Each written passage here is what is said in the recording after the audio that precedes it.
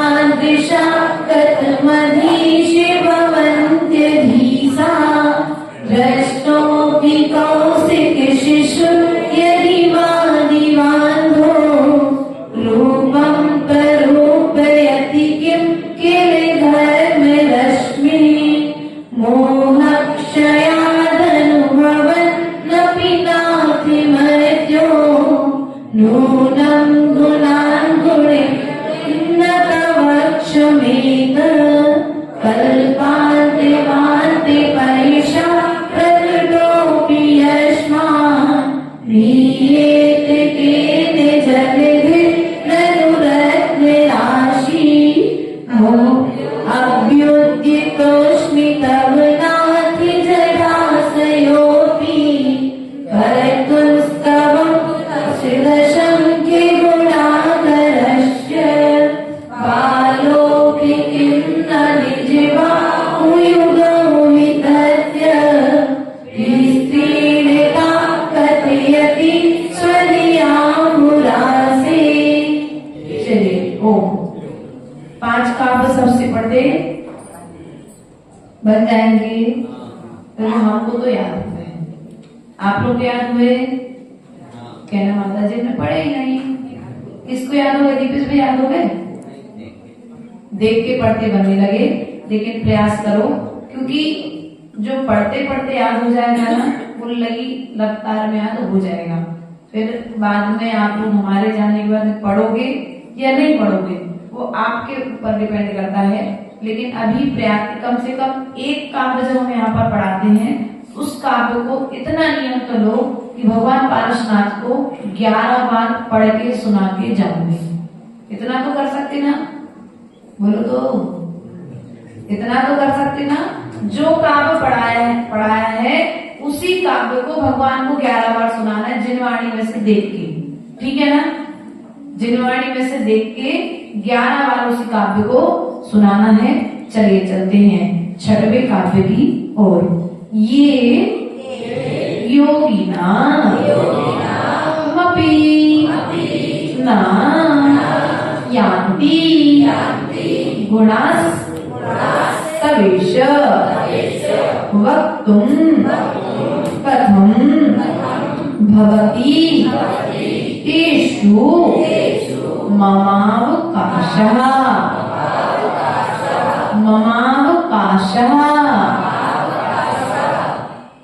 जाता तदेव जाता तदेव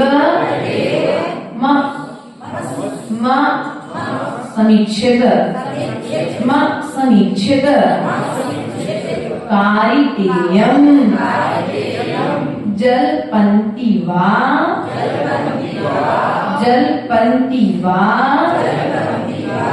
निजगिरा ननु पक्षिणोऽपि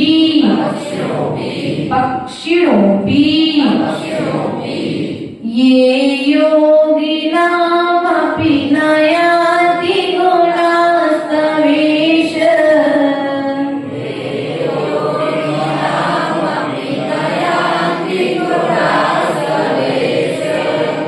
वक्तुं कथं भवति तेषु ममावकाशः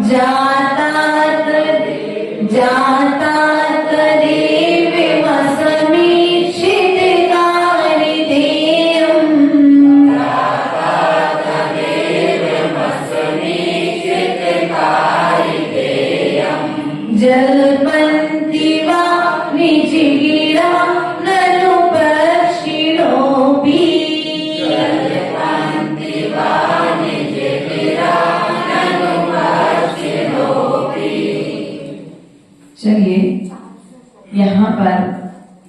पंडित अपने आचार्य भगवत कुमुद चंद्र स्वामी कहते हैं ये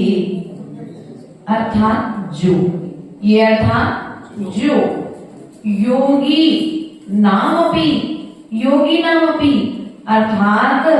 योगियों को भी यान्ति अर्थात प्राप्त होते हुए भी गुणास्तवेश अर्थात क्या कह रहे हैं, गुणों का कथन करने के लिए ये जो हे प्रभु आपके जो गुण हैं उन गुणों को वक्तुम कहने के लिए, क्या कहा,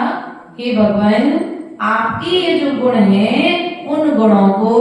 कहने के लिए, कथम मतलब कहने के लिए, भवती अर्थात क्या हुए हैं, कैसे कह सकते हैं, तेषु अर्थात उनमें, ममावकाशा अर्थात मेरा अवकाश अर्थात कैसे हो सकता है, जिस प्रकार से हे प्रभु जिस प्रकार से आपके जो गुण हैं उन गुणों को योगी जन नहीं कैसे कह सकते हैं, अर्थात नहीं कह सकते हैं बिना अवकाश दिए, जाता तदेव व समीक्षित कारितेयम अर्थात जाता, जाता अर्थात बिना विचारे कार्य करना, क्या करना, बिना विचारे कार्य करना, समीक्षित जाता तदेव म समीक्षित, इस पूरी लाइन का अर्थ क्या है, समीक्षित मतलब बिना समीक्षा किए, कहते भाई एक बार समीक्षा तो कर लेते, समीक्षा मतलब एक बार विचार तो कर लेते, अर्थात बिना विचारे कार्य को प्रारंभ करना, जलपंती वा अर्थात बोला करते हैं, कौन बोला करते हैं, निज अर्थात स्वयं की, गिरह अर्थात अपनी वाणी में, ननु अर्थात निश्चय से, पक्षी गण जिस प्रकार से पक्षीगण अपनी अपनी भाषा में बोलते हैं उसी प्रकार से कि भगवान भले ही योगी जन आपका स्तवन नहीं कर पा रहे हैं, योगी ब्रह्मा विष्णु महेश आदि आपका स्तवन करने में जो सक्षम नहीं हुए हैं,